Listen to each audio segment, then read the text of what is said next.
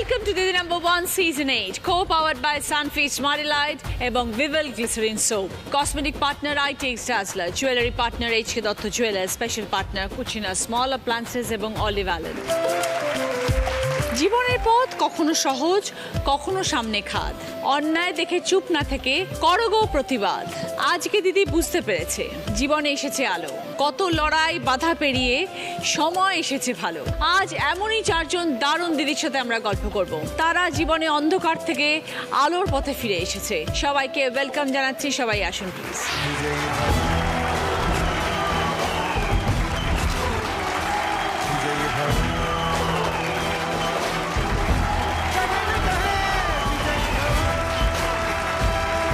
মৌসুমী মুখার্জি চৌধুরী। নমস্কার দিদি, আমি বহরমপুর থেকে এসেছি। আমি অটোমোবাইল বিজনেস করি। আমি সেই ব্যবসাটাকে যে অন্ধকার থেকে আলোতে কিভাবে নিয়ে এসেছি, আমাদের স্ট্রাগল, সেই গল্পটা করবো বলে আজকে তোমার কাছে আসা। শুনবো তোমার সব গল্প মৌসুমী। টুসি অধিকারী।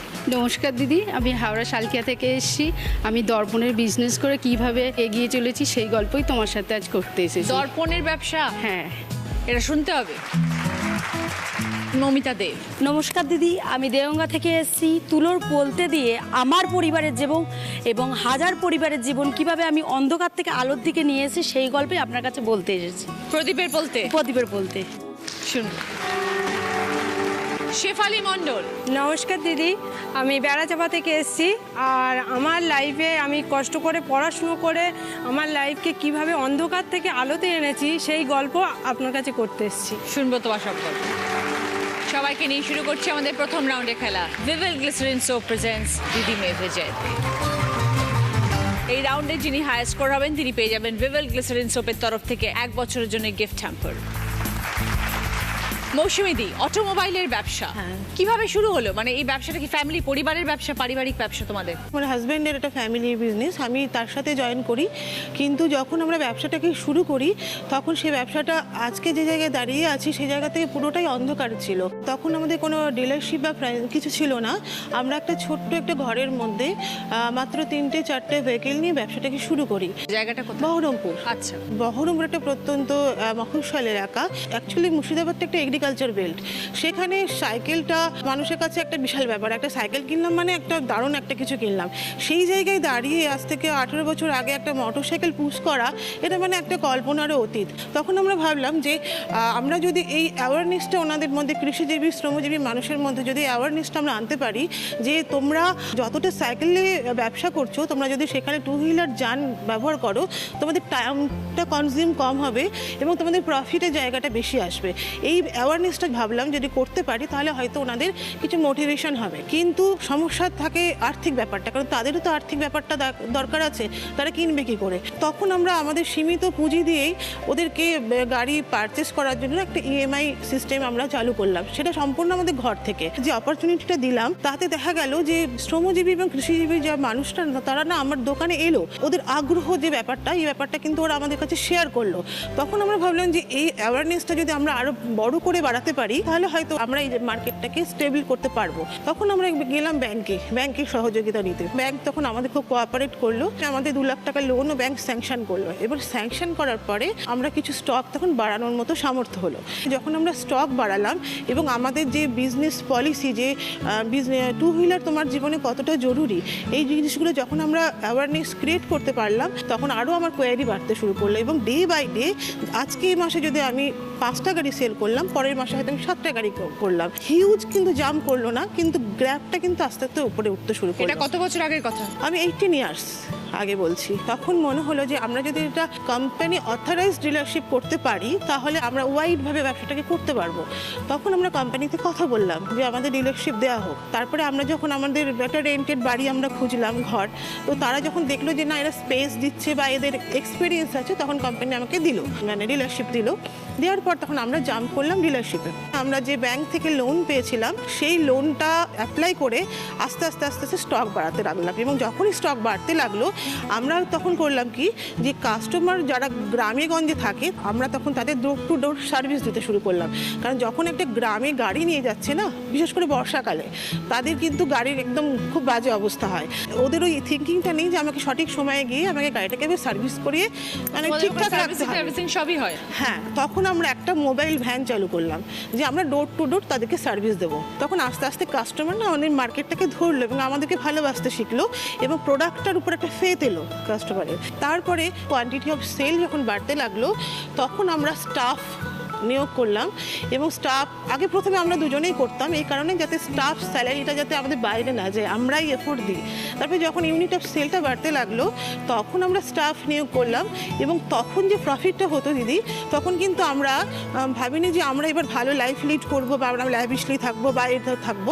তখন আমাদের লক্ষ্য ছিল যে আজকে এই প্রোডাক্টটা আমাদেরকে এই জায়গায় নিয়ে এসেছে, তো আমরা এটাকে বড় করব, যতটা সম্ভব হবে আমি এমপ্লয়ি নিয়োগ করব এবং তাদেরকে খুব ভালো লাইফ দেওয়ার চেষ্টা করব, তারা যাতে খুব ভালো থাকে আমাদের সাথে পরিবারের মতো। কতজন কর্মচারী কাজ করতো তোমার সাথে? তখনকার টাইমে আমাদের 20 জন এরকম ছিল, কিন্তু এখন সেই গ্র্যাপটা বেড়ে গিয়ে এখন 100 অ্যাভাব হয়ে গেছে আর কি। যে গাড়িটা আমরা মাসে 5টা গাড়ি সেল করার জন্য চিন্তা করতাম, আজকে প্রথমে আমরা বেঙ্গল নাম্বার 1 হলাম ফার্স্ট, মানে লিডারশিপ হওয়ার পরে। তারপরে আমাদের টার্গেট থাকলো আমি জোনে যাবো, এবার জোনাল নাম্বার 1, তারপরে জোনাল নাম্বার 1 হলাম। গত মাসে আমরা ইন্ডিয়া নাম্বার 1 এসেছি। পুরো ভারতবর্ষে 1 নম্বর ডিলার? টোটাল ইন্ডিয়ায় আমরা নাম্বার 1 ডিলার। ফ্যান্টাস্টিক।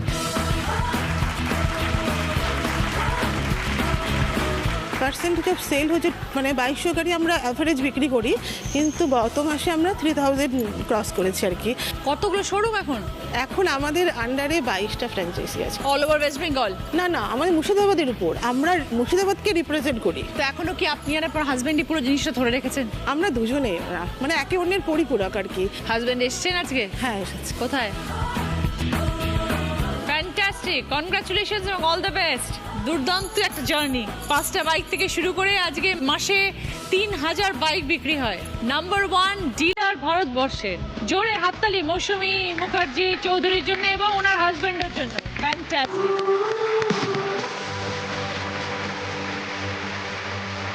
খুব ভালো মৌসুমী দি, এগিয়ে যান এইভাবে জীবনে, আরো আরো বড় হোক আপনাদের ব্যবসা।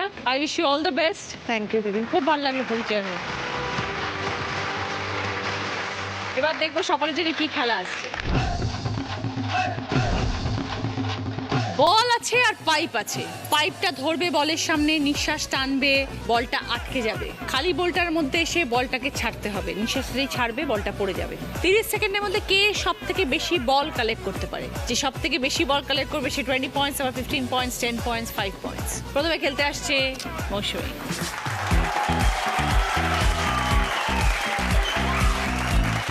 স্টার্ট।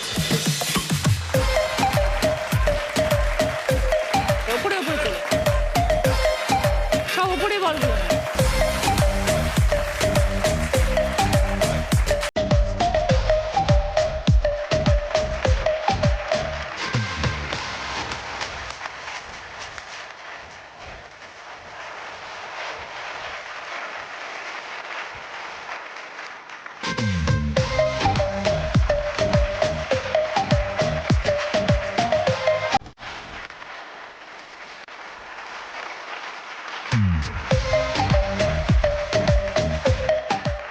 খুব ভালো। 30 সেকেন্ডে মৌসুমী দি 13টা বল কালেক্ট করেছে।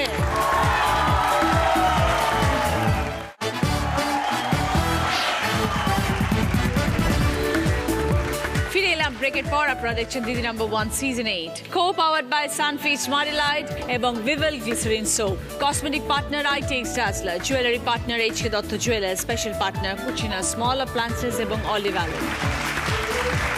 তুষি, বলুন দিদি। দর্পণের ব্যবসা? হ্যাঁ দিদি। দর্পণ মানে আয়না? হ্যাঁ, বিভিন্ন রকম পুজোতে লাগে। এই বিজনেস আমি 15 বছর ধরে করছি। এইরকম একটা জিনিস নিয়ে ব্যবসা করার কথা কেন ভাবলে? আমরা ছোটবেলা 3 ভাই বোন মানে একসাথেই মানুষ হয়েছি, আর আমাদের আর্থিক অবস্থা সেরকম ছিল না। মাধ্যমিক পাশ করার পরে আমার বাবা বিয়ে দিয়ে দেয়। শ্বশুরবাড়িতে গিয়ে দেখলাম সেরকম অবস্থা ছিল না, সেহেতু আমার হাজবেন্ড একটা স্লাইডিংয়ের কোম্পানিতে কাজ করতো, সেহেতু আর্থিক অনটন তো ছিলই। তার মাঝখানে আমার বাচ্চা হলো। বাচ্চা হওয়ার পর ধীরে ধীরে দেখছি সংসারে আরও মানে অবস্থা খারাপ হতে থাকলো, টাকার দরকার হয়ে পড়ছে, খুবই কষ্টের মধ্যে দিন যাচ্ছিল, অনেক ধার দেনা হয়ে গেছে। তখন আজকে খাচ্ছি, কালকে কি খাবো সেই এটা ছিল না। নিজেরও একটু মানে মনে চিন্তা ভাবনা ছিল কিছু করতে হবে, কি হবে, একটা ছোট মেয়ে রয়েছে তাকে মানুষ করতে হবে। এরপরে কি হলো, হঠাৎ একদিন মানে ভগবানের মতনই একজন আমাদের কাছে এলো, সে আমাকে আইডিয়াটা দিল যে তুমি এরকম দর্পণের বিজনেস করো, যেহেতু এটা কম পুঁজির বিজনেস। আমার হাজব্যান্ড যেহেতু কাচের মানে কাজ করতো, সেহেতু আমার কিছু কিছু জানা ছিল। দশকর্মার দোকানে গেলাম, গিয়ে সব মাল দেখলাম, মার্কেট ঘুরলাম। আস্তে আস্তে দিদি আমি প্রথমে বিজনেসটা আরম্ভ করেছি 10 পিস কাচ মানে সিট তুলে, সিট বলে আর কি, যেটা 4 ফুট বাই 3 ফুট আমাদের কাচের মাপ, ওটা তুলে আমি আরম্ভ করেছি। 10টা দোকান ঘুরলে দিদি 2টো দোকানে আমার থেকে মাল নিয়েছে। কিন্তু সেই কাজগুলোকে তো কাটতে হয়। আমার হাজব্যান্ড সারাদিন কাজ করতো, রাত্রিরে এসে আমাকে এই কাজগুলো শিখেছে। কোনো কোনো সময় দিদি আমার হাতও কেটে গেছে। প্রথমে দিদি আমি নাশে কাটতাম, হাতেই কাটতাম, মানে মেশিন তুলতে পারিনি। তারপরে নিজের কিছু গয়না ছিল, কিছু টাকা লোন নিয়েছি, লোন নিয়ে দিদি আমি মেশিন তুললাম। মেশিন তুলে মেশিনের কাজ হলো। যতদিন দিদি প্রোডাকশান বাড়ছে, বাড়তে বাড়তে দিদি এখন অনেকটাই মানে। তারপরে এগুলো বানানোর পরে কি করতে, কোথায়? দশকর্মার দোকানে নিয়ে যেতাম। আমাদের নবদ্বীপে গেছি, আমি নিজে গেছি। আমি তো যেসব দোকানে তুমি ধরো মাল দিতে শুরু করলে, সেই সব দোকানে তো আগেও বিক্রি হতো, অন্য মানুষরা এসে দিত, তো তাদেরকে ছেড়ে তোমার থেকে নেমে কেন? সব থেকে ভালো দিদি, আর 5 জনের থেকে আমাদের এতে কম্পিটিটর খুবই কম, খুব একটা বেশি লোক করে না ব্যবসাটা। তারপরে ফিনিশিং আমাদের খুবই ভালো, মানে এক চান্সে লোকের খুবই পছন্দ হবে। মানে আমাকে যেহেতু মার্কেট ধরতে গেলে কিছু তো ওদের থেকে আলাদা হতে হবে, একদমই তাই। এই করে আমি আলাদা করেছি। আমি এত বছর ধরে বিজনেস করছি, কোয়ালিটি নিয়ে কোনোদিনও কম্প্রোমাইজ করিনি। কত বছর ধরে করছো? 15 বছর ধরে দিদি করছি এই কাজটা। এর সঙ্গে আমার হাজবেন্ডও আছে। এতদিন তো নিজে হাতে করতে, এখনো কি নিজে হাতেই করতে? তারপরে দিদি এতে আমি কিছু ইমপ্রুভও করেছি। ইমপ্রুভ বলতে নিজের থেকে কিছু বিজনেস আইডিয়া লাগিয়েছে। আগে যেমন দিদি আমাদের কি হতো, আমাদের সাইড বিট ছিল, দিয়ে ওতে আবার বোর্ড লাগাতে হতো, লাগিয়ে তারপরে আবার পেরেক ঠুকতে হতো।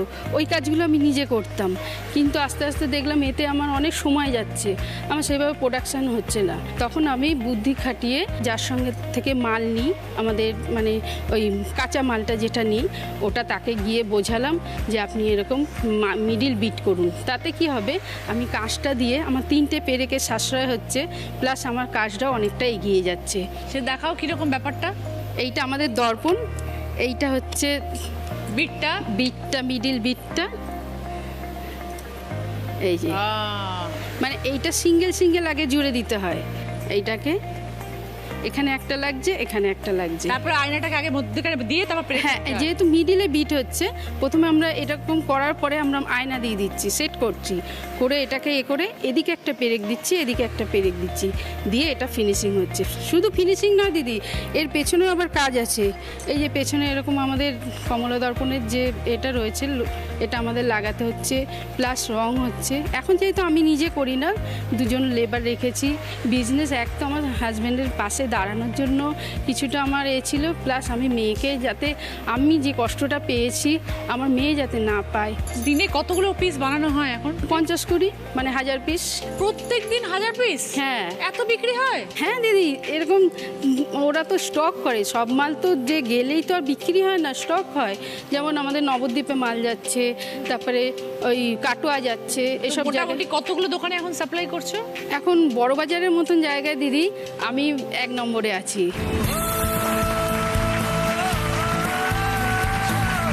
তো মাসে গেলে ভালো এখন রোজগার হচ্ছে? হ্যাঁ দিদি, রোজগার করছি। আমার হাজব্যান্ডের যা দেনা ছিল সেগুলো শোধ করেছি, কিছু কিছু গয়নাগাটি যেগুলো আমি করে আমি টাকা নিয়ে আমি বিজনেসে লাগিয়েছিলাম সেগুলো ছাড়াতে পেরেছি। প্লাস মেয়ে এখন কলেজে পড়ছে। বাহ দিদি, আশীর্বাদ করো যাতে আরও এগিয়ে যেতে পারি। একদম, আমার অনেক শুভেচ্ছা রইল। টুসি, জীবনে চলার পথে এমন কিছু থাকে যেগুলো নিয়ে কম্প্রোমাইজ আমরা কখনো করতে চাই না। আজ তুমি তোমার ব্যবসায় একদম কম্প্রোমাইজ করোনি, তাই তোমার ব্যবসা এরকম একটা জায়গায় এসে দাঁড়িয়েছে। আমাদের ত্বকের ক্ষেত্রেও একটা ছোট্ট অ্যাডভাইস সকলকে, সামনেই শীতকাল, স্কিন ড্রাই হতে বাধ্য, কিন্তু আমরা যদি সবাই ভিভেল গ্লিসারিন সাবান ব্যবহার করি তাহলে তোমার স্কিন এবং সকলের স্কিনকে রাখবে ময়েশ্চারাইজড। তাই ত্বকের সাথে এখন কোনো আপোষ নয়।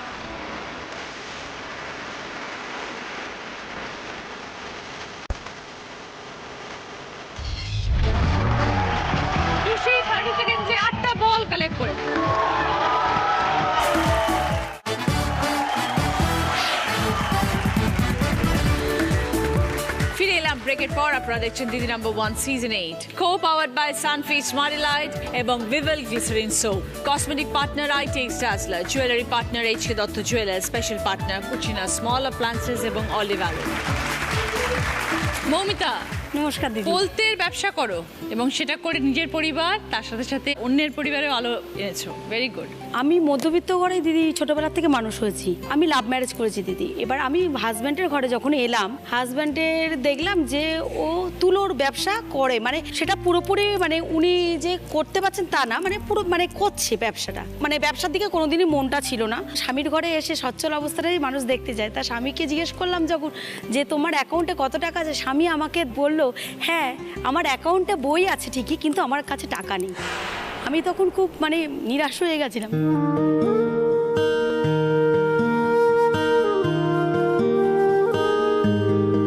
খুবই অবস্থা খারাপ ছিল। আমি তখন চিন্তা করছিলাম আমি কি করবো, আমি তো বিয়ে করলাম।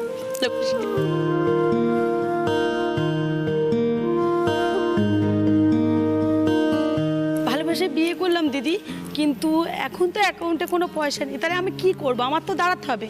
আমি তো বাবা মার কাছে গিয়ে বলতে পারবো না আমাকে কিছু হেল্প করো, কেন না বাবা মারও অবস্থা নেই, বাবা মাও সচ্ছল নয়। এবার আমি বললাম তুমি কি ব্যবসাটা করতে পারবে একা? ও বলছে না টুকি, আমি চাকরি করব। আমার ডাকনাম টুকি। ওকে অনেক বুঝালাম যে দেখি না তুলোর ব্যবসাটা যদি করা যায়। এবার তখন আমি বললাম যে তুমি আমাকে সুদে টাকা এনে দাও। তখন ও আমাকে 5,000 টাকা সুদে এনে দেয়। 1 গাঁট তুলো নিয়ে আসলাম বাড়িতে। 1 গাঁট তুলো এনে ওই 1 গাঁট তুলো থেকে দিদি আজকে আমি ব্যবসা শুরু করেছি। ভ্যানের উপর করে তুলোর গাঁট নিয়ে পাড়ায় পাড়ায় চলে যেতাম আমি। আর ওর বড় বাজারে একটা দোকানে থাকতো, তুলোর দোকান, মানে আমাদেরই ছিল। তো তুলো নিয়ে কি করতে, মানে গাঁট নিয়ে বেরোতে? গাঁট নিয়ে বেরিয়ে এই দিদি এই পোলতে এনেছি, আপনার জন্য এনেছি এই পোলতে। তো ওগুলোকে তুমি বানাতে জানতে? হ্যাঁ আমি বানাতে জানতাম। এবার আমি পাড়ায় পাড়ায় গিয়ে দেখালাম যে তুলোর পোলতে কিভাবে বানাতে হয়। মহিলাদের এক জায়গায় করলাম, বলতাম যে তোমরা করো এই পোলতেগুলো শেখো, বলে পোলতেগুলো বানালাম, বানিয়ে শেখালাম ওদেরকে বললাম তোমরা 1 কেজি করে দেবে, এটা কেজি হিসাবে। ওদের কাছে আমি তুলো দিলাম, দিয়ে বলতাম 1 কেজি করো, আমি তোমাদের পয়সা আমি দেবো।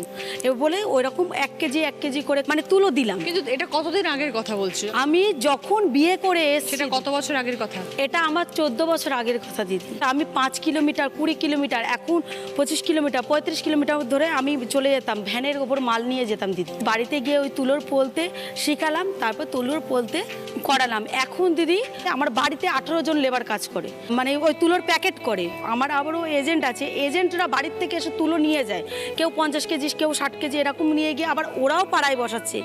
আবার আমি এখনো অবধি যে আমি আগে করেছি বলে আমি যে এখন ভ্যানে করে মাল নিয়ে যাই না যে তা না, কিন্তু দিদি আমি কিন্তু এখনো যাই তুলো নিয়ে ভ্যানে করে। কেননা সবাইয়ের কাছে আমি একটা হচ্ছে টুকি দিই, সবাই চায় যে টুকিদের বাড়ি কাজ করব, টুকি দিই, সব জায়গায় যায়।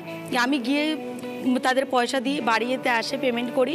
ধরো এগুলো তাদের থেকে তোমাকে যখন দিয়ে যায় বা তুমি যখন নাও মালটা, তারপর তুমি বিক্রি করো কোথায়?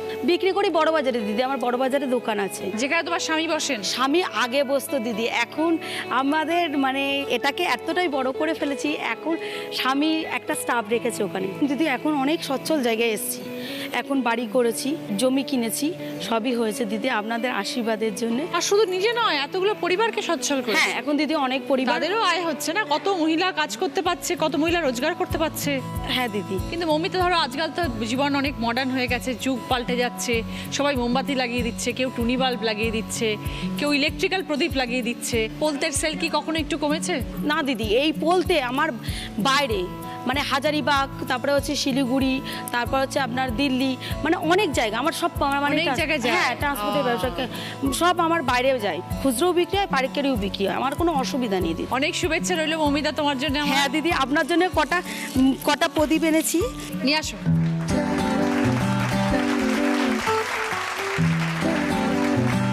ও এই হচ্ছে ব্যাপারটা, প্যাটার্নটা হচ্ছে এইটা। হ্যাঁ সবটাই হাতে, সবটাই হাতে ঘুরিয়ে ঘুরিয়ে সব দিদি হাতে, এই ছোট সবটাই ছোট এই জানি। হাতে। কিন্তু এই গোলগুলো করাটা কিন্তু খুব মানে একটু মানে ভালো হাতের কাজ আর কি। মানে হাতে মুড়িয়ে খুব দিদি কষ্ট হয়েছে, কষ্ট দিদি। আছে, হ্যাঁ। খুব দিদি কষ্ট করে শেখাতে হয়েছে সবাইকে।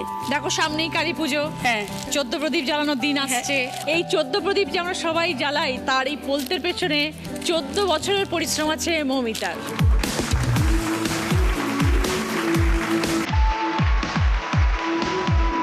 ভেরি গুড, খুব ভালো, থ্যাংক ইউ, ধন্যবাদ, থ্যাংক ইউ, ভালো থেকো। খুব ভালো লাগলো মমিতা তোমার সাথে পরিচয় হয়ে, তোমার গল্প শুনে। এইভাবেই জীবনে এগিয়ে যাও এবং সবাইকে এরকম ভাবে অনুপ্রাণিত করো এবং সব মেয়েদের উৎসাহ দাও জীবনে বড় হওয়ার।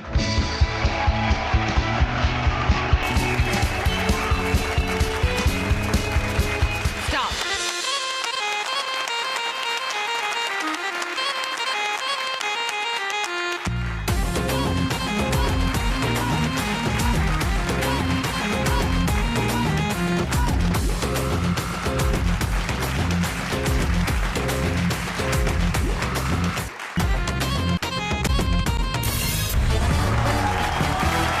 মমিতা 30 সেকেন্ডে 5টা বল কালেক্ট করেছে।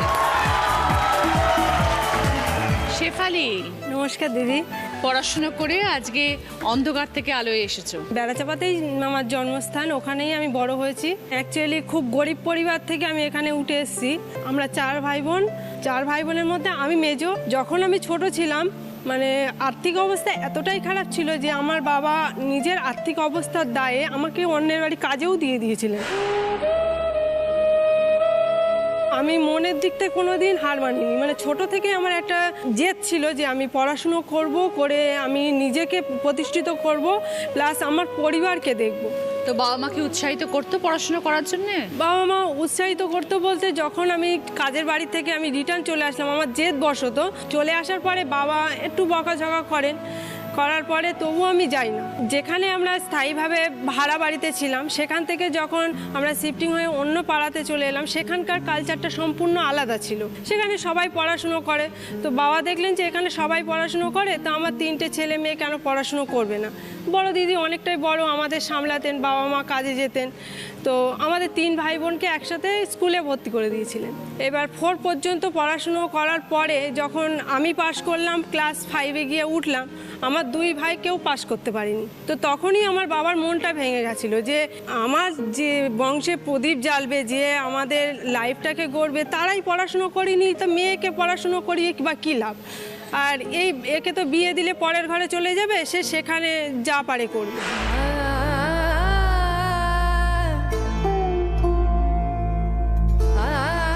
যখন বাবা এই কথা বললেন তখন আমার জেদটা আরও চেপে গেল যে বাবা এই কথা বলছেন, তো ঠিক আছে আমি পড়াশুনো করব বলে 5-এ উঠলাম। 5-এ ওঠার পরে ওখানে রামকৃষ্ণ মিশন কোচিং সেন্টার আছে, সেখানে ফ্রিতে পড়াশুনো হতো, প্লাস ওখান থেকে জামা কাপড় দেওয়া হতো। তো সেখানে আমি চলে গেলাম, ওখানে থেকে পড়াশুনো করলাম। ছোট ছোট যে ভাইগুলো লোকের দোকানে কাজ করে, তারা আর পড়াশোনা করলো না? করলো না বলতে বাবাও পড়াতে পারলেন, আর্থিক অবস্থা এতটাই খারাপ। যখন ক্লাস 8 উঠলাম, রামকৃষ্ণ মিশন থেকে ভালো রেজাল্ট করলাম বলে ওখান থেকে একটা স্কলারশিপ দিল আমাকে। সেই স্কলারশিপ নিয়ে ক্লাস 9-এ উঠলাম। এবারে মাধ্যমিক পাশ করলাম। মাধ্যমিক পাশ করার পরে তখন আমি ভাবলাম যে আমি যেহেতু মাধ্যমিক পাশ করেছি, তাহলে আমি কেন অন্যের কাছে হাত পাতে যাবো, আমি তো নিজেই ইনকাম করে নিজের পড়াশোনাটাই চালাতে পারি। তো আমি এবারে নিজের পড়াশোনার জন্য টিউশন শুরু করলাম। ছোট ছোট বাচ্চাদের পড়াতাম, তো যারা দিতে পারতো দিত, না দিতে পারলে দিত না। এইভাবে 11-12 পড়লে? হ্যাঁ, এইভাবে আমি পড়াশোনা চালাই। এবারে আমি 11-12 পড়লাম। উচ্চ মাধ্যমিক যখন পাশ করলাম তখন দেখলাম যে আমার বিএ পাশ করতে গেলে তো আমার এই টিউশনের উপরে নির্ভর করলে তো চলবে না। তখন আমি করলাম কি, এনজিও যে স্কুলগুলো আছে আমাদের বেড়াচাপাতে, Indira Gandhi memorial high school আছে, ওখানে ইন্টারভিউ দিলাম, ওখানে সিলেকশনও হলাম, ওখানে টিচিং শুরু করলাম। এবার ওখানকার ইনকাম প্লাস ওখানে স্টুডেন্টকে পড়িয়ে যে ইনকাম, সেটা দিয়ে আমি আমার পড়াশুনো খরচা চালিয়েছি, প্লাস আমি যতটুকানি পেরেছি সংসারকে দিয়েছি। তারপরে কি কি পড়াশোনা করলে শেফালি? বিএ পাস যখন 2011-তে করলাম, তখনই আমার দিদির বিয়ে ঠিক হয়ে গেছে। আর্থিক অবস্থা যদি খারাপ, বাবা তো বিয়ে দিতেই পারবে না, তখন আমরা 2 ভাই আর আমি মিলে দিদিকে বিয়ে দিলাম। বিয়ে দিয়ে ধার দেনা হয়ে গেলে 1 বছর আর পড়াশুনো করিনি। আবার আমাকে সঞ্চয় করতে হবে, তারপরে আমাকে এমএ ভর্তি হতে হবে। এবার তার মধ্যে ওই বাড়ার সাথে যে পুলিশ স্টেশন আছে, সিভিক ভলেন্টিয়ার্সের ফর্ম ফিল আপ চলছে। তখন আমি ভাবলাম যে দেখি একবার গিয়ে, তো আমি ওখান থেকে ফর্ম কালেক্ট করলাম, করে ফিল আপ করে জমা দিলাম। 2013 সালে আমার ডাক এলো, ওখানে ইন্টারভিউ দিলাম, মানে পাসও করলাম। ওখানে এখন বর্তমানে সিভিক পুলিশে চাকরি করছি, প্লাস আমাদের জায়গা জমি বাড়ি কিচ্ছু ছিল না, ভাড়া বাড়ি ছিলাম। বাবা মা মানে বয়স হয়ে গেছে, বাড়িতেই আছে। আমরা 3 ভাই বোন মিলে জায়গা কিনেছি, বাড়ি করেছি, এবং বাবা মার মুখেও হাসি ফোটাতে পেরেছি। এমএটার পড়া হলো? ডিস্টেন্সে এমএটা আমি কমপ্লিট করেছি 2014 সালে আবার ভর্তি হয়ে। এরপর ভবিষ্যতের কি ইচ্ছে শেফালি? ভবিষ্যতে ইচ্ছা যে আমি এই সিভিক পুলিশের একটা সাপোর্ট ধরে রেখে আমি এখনও পড়াশুনো চালিয়ে যাচ্ছি, যাতে সিভিক থেকে উঁচু কোনো র্যাঙ্কে পুলিশ ডিপার্টমেন্টে আমি পরীক্ষা দিয়ে যাচ্ছি। আমি আশা করছি যে আপনাদের যদি আশীর্বাদ থাকে নিশ্চয়ই আমি পাবো। নিশ্চয়ই পাবে, আমার তো সকলের শুভেচ্ছা রয়েছে। এত দূর পৌঁছেছো, এত কষ্ট করে, কারোর পাশে সাপোর্ট পাওনি, নিজে একা লড়াই করে এই জায়গায় পৌঁছেছো শেফালি। নিজের মনে একদম জোর রাখবে এবং এগিয়ে যাও জীবনে, আরো অনেক পথে এগোতে হবে। থ্যাংক ইউ দিদি। এখন বাবা কি বলেন? বাবা তো এখন নিজের থেকে খুবই গর্বিত, আমাকে নিয়ে বেশি গর্ববোধটাই করেন। আর আমাদের আশেপাশের যত এরিয়া আছে, মানে আমার পরিচিতিতেই বাবা মানে এখন পরিচিত।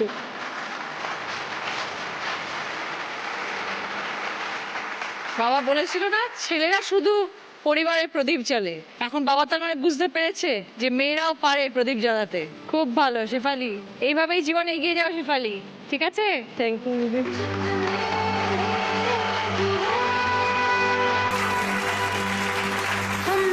স্টার্ট।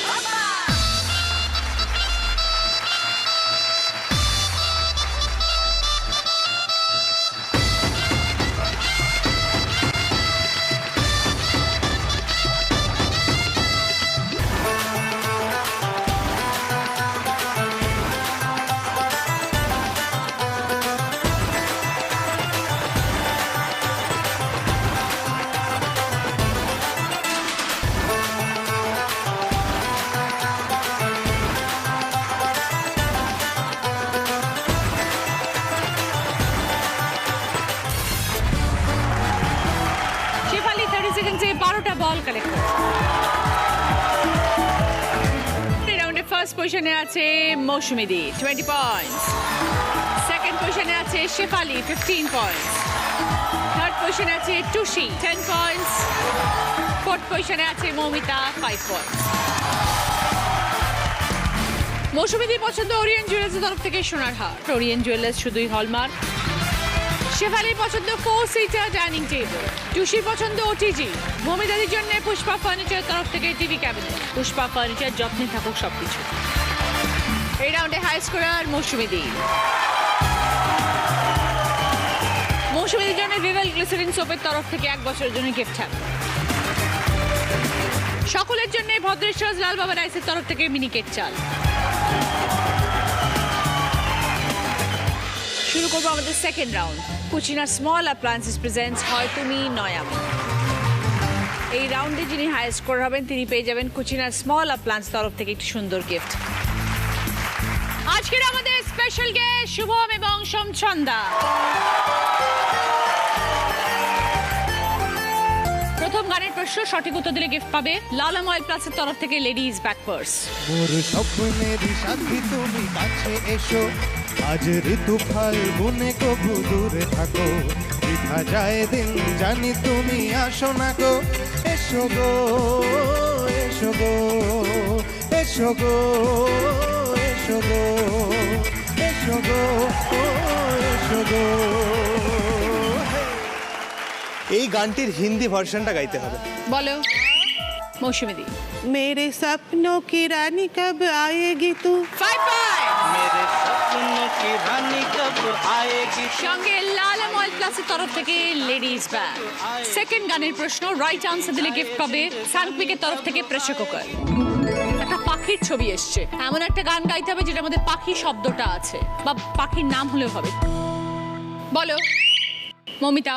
ময়না বলো তুমি কৃষ্ণ রাতে, 5 পয়েন্ট। ময়না বলো তুমি কৃষ্ণ রাতে। সঙ্গে সানকুইকের তরফ থেকে প্রেসার কুকার। 3 নম্বর গানের প্রশ্ন রাইট আনসার দিলে গিফট পাবে আরিহান কালেকশনের তরফ থেকে গোল্ড প্লেটেড জুয়েলারি সেট। আজ দুজনে মন্দ হলে মন্দ কি দেখো ময়ূর কণ্ঠে রাজে আলোয় ঝিলমিলে, আহা এমন রাতে এসো না আজ ভাব করি, আজ দুজনে মন্দ হলে মন্দ কি, আজ দুজনে মন্দ হলে মন্দ কি। গানের কথায় কোন পাখির নাম আছে বলো মন্দ মৌসুমীদি। ময়ূর। 5 পয়েন্টস। ময়ূর কণ্ঠে রাজে সঙ্গে আরিহান কালেকশন আমাদের তরফ থেকে গোল্ড প্লেটেড জুয়েলারি সেট। 4 নম্বর গানের প্রশ্ন, সঠিক উত্তর দিলে গিফট পাবে সার্ভিং স্পুনের সেট। টিভি স্ক্রিনে অনেকগুলো অক্ষর ঘোরাঘুরি করবে, একটি অক্ষরে সে আটকে যাবে, যেই মুহূর্তে অক্ষরে সে আটকাবে সেই মুহূর্তে বাজার প্রেস করে সেই অক্ষর দিয়ে গান শুরু করবে।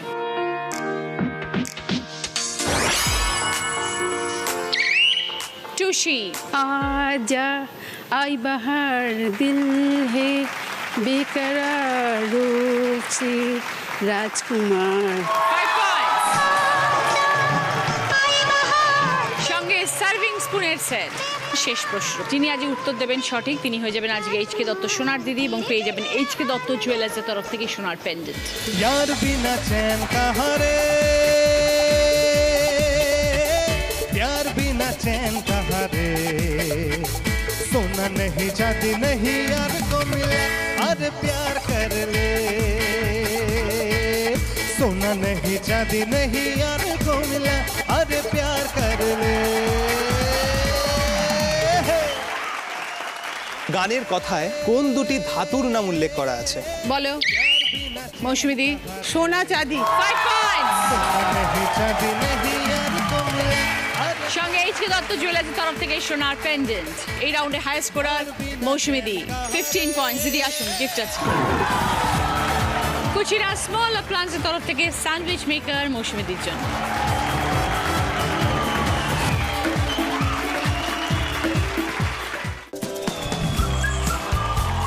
শুরু করবো আমাদের থার্ড রাউন্ড। সানফিশ মারিলাইট প্রেজেন্টস কার দৌড় কত দূর। এই রাউন্ডে যিনি হাইয়েস্ট স্কোর হবেন তিনি পেয়ে যাবেন সানফিশ মারিলাইটের তরফ থেকে গিফট হ্যাম্পার। Headphone round. মৌসুমীদি হেডফোনটা কানে পরে ফেলবেন। যে গাড়িগুলো বিক্রি করেন সেগুলো রাস্তায় গিয়ে কি হয়? গাড়ি সিগন্যাল মানে না। তেল তেল তেল। গাড়ি গাড়ি গাড়ি গাড়ি গাড়ি। অটো কষ্ট। অটো গর্ত। চাকা চাকা। রাস্তা সাজা। অটো কষ্ট। অটো গর্ত। অটো অটো গর্ত। রাস্তা রা রা কায়দা।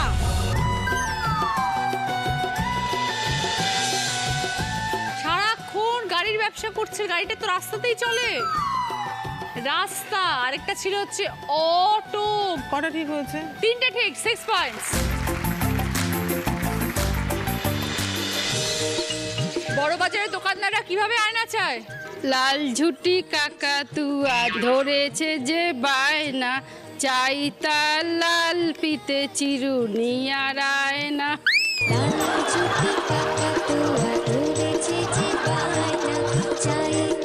আয়না আয়না। ছায়া ছায়া হি রে হি হি হি রে রে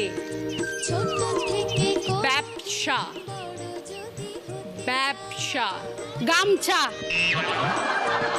ব্যবসা ব্যবসা। মুখোশ পুজো। মুখোশ মুখোশ হিরে হিরে। দুটো পেরেছেন 4 পয়েন্ট, যে 3টে পারেননি। ছায়া ছায়া। তারপরে ছিল হিরে, লাস্টটা ছিল মুখোশ।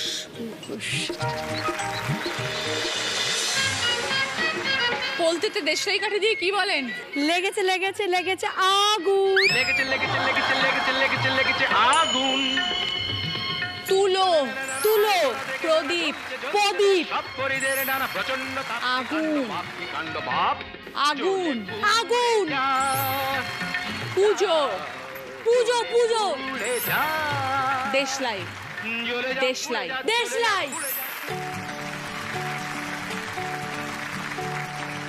5টাই সঠিক, 10 পয়েন্টস। Very good. একটু কম নম্বর পেলে কি মনে হয়? বাকি সব 5 ক্লাস है। বাকি সব ফার্স্ট ক্লাস লাঠি, লাঠি, জ্যাম, জ্যাম, পাহাড়, পার, পাহাড়, পাল, পাল, টুপি, টুপি, টুপি, টুপি, ভাড়া, বালা, ভাড়া, ভাড়া, বরমালা, পাহাড়, পাল, ভাড়া, ভাড়া, মালা, কি খোলো তো? তুমি মালা আর বরমালা ছাড়া কিছু বললে না। 3টে পেরেছো, 6 পয়েন্টস। যেই দুটো পারোনি সেটা হচ্ছে পাহাড়, আরেকটা ছিল হচ্ছে ভাড়া। ভাড়া। এই রাউন্ডে হাই স্কোরার মৌমিতা, 10 পয়েন্টস। এসো মৌমিতা। মৌমিতার জন্য সানফিশ মারেলাজের তরফ থেকে এই গিফটটা। ননস্টিক কড়াই, মৌমিতার জন্য নন স্টিক কুকওয়্যারের সেট। সেকেন্ড পজিশনে আছে শেফালি এবং মৌসুমীদি, 6 পয়েন্ট। ওকে, সারিগলের তরফ থেকে গিফট হ্যাম্পার এবং সার্ভিং বোলের সেট মৌসুমীদি। বলো শেফালি। আমি সেট। কুকুমণি সিঁদুর ও আলতার তরফ থেকে পুজোর সামগ্রী এবং সঙ্গে গিফট হ্যাম্পার শেফালির জন্য। ত্বকের সুরক্ষায় কুকুমণি সিঁদুর ও আলতা ব্যবহার করুন। থার্ড পজিশনে আছে টুসি, 4 পয়েন্ট। টুসির জন্য রয়েছে ভদ্রেশ্বর লাল বাবা রাইসের তরফ থেকে গ্রসারি আইটেম।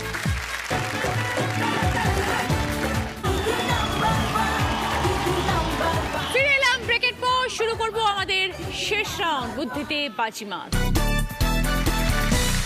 যিনি আজকে দিদি নাম্বার 1 হবেন তিনি পেয়ে যাবেন এইচকে দত্ত জুয়েলার্সের তরফ থেকে সোনার হার, মুখরোচক আঁচড়ের তরফ থেকে গিফট হ্যাম্পার, ভিভেল গ্লিসারিন সোপের তরফ থেকে গিফট হ্যাম্পার।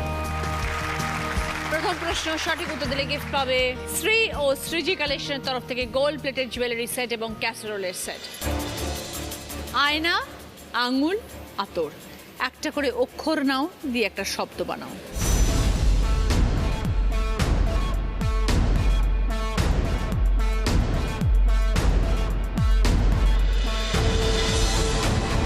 এবার বলো শেফালি। আঙুর। বোঝাও। প্রথম অক্ষরের আ, মিডিলের আঙুলের উয়াই হস্যু, আর লাস্টের হচ্ছে আতরের র। 20 পয়েন্টস।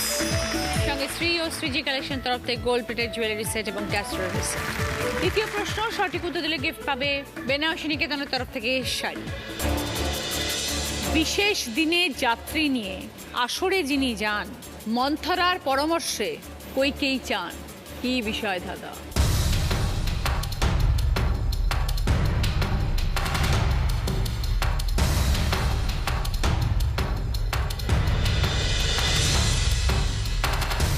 এবার বলো শেফালি। বিয়ে বাড়িতে বরযাত্রী নিয়ে যাওয়া ওটাকে? একটা শব্দে উত্তর দাও।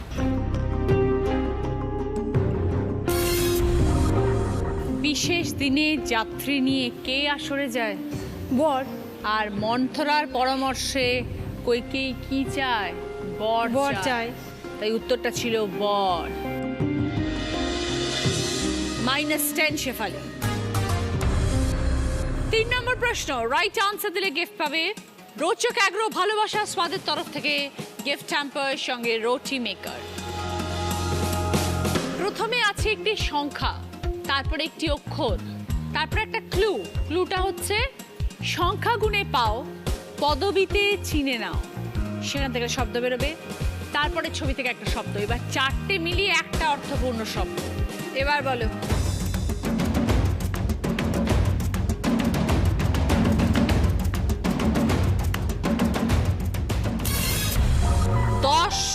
তারপরে ও, তারপর হাতের কর, এবং আমরা কর একটা টাইটেল আছে, পদবি আছে কর, আর লাস্টে বাচ্চা কোলে যদি মহিলা একজন তো মা, তাই জন্য 10 কর মা। No points. 4 নম্বর প্রশ্ন রাইট আনসার দিলে গিফট পাবে 3 বার্নার গ্যাস ওভেন।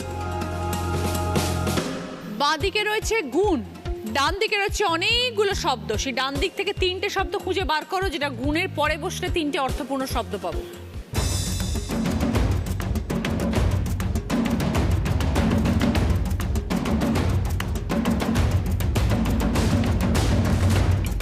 এবার বলো মৌমিতা।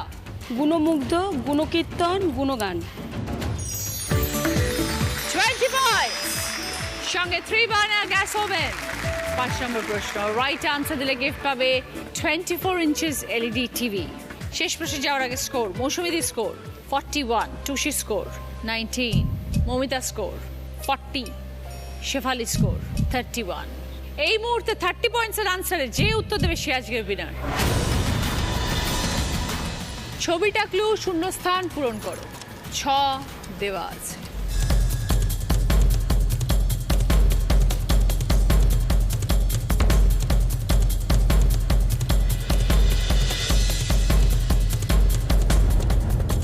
এবার বলো।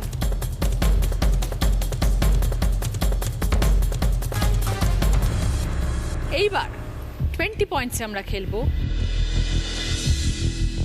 টয় আকার আর বয়সনেরা যোগ হয়েছে। এবার বলো মমিতা। টাকার গাছ। 20 পয়েন্টস সঙ্গে 24 ইঞ্চেস এলইডি টিভি। শেষ প্রশ্নের উত্তর দিয়ে আজকে দিদি number 1 Momita Deb with 60 points। তুষির তোমার উইনারের ট্রফি মমিতা, দিদি নাম্বার 1 এর ব্যাচ। এইচকে দত্ত জুয়েলার্সের তরফ থেকে সোনার হার, দিদি নাম্বার 1 এর স্যাশ। মুখরোচক চ্যানেলের তরফ থেকে গিফট হ্যাম্পার, অলিভ আইল্যান্ডের তরফ থেকে গিফট হ্যাম্পার, ভিভিলের তরফ থেকে 1 বছরের জন্য গিফট হ্যাম্পার, মিয়ামোরের তরফ থেকে দিদি নাম্বার 1 কে, এইচকে দত্ত জুয়েলার্সের তরফ থেকে সকলের জন্য গিফট ভাউচার, মিয়ামোরের তরফ থেকে সকলের জন্য গিফট হ্যাম্পার। নতুন করে শুরু করার জন্য তোমার জন্য দর্শন সুপার 3 আগরবাতির তরফ থেকে এই গিফট হ্যাম্পার, বাঞ্ছারামের তরফ থেকে মিষ্টির গিফট হ্যাম্পার, মিষ্টি মানেই বাঞ্ছারা। জীবনে উত্থান পতন থাকবেই, কিন্তু অন্ধকার থেকে আলোর দিকে এগিয়ে যাওয়ার নামই হলো দিদি নাম্বার 1। আজকের এই পর্ব আশা করি আপনাদের ভালো লেগেছে। আগামীকাল দেখা হবে। নমস্কার, ভালো থাকবেন। এরপরে দেখবেন আলো ছায়া।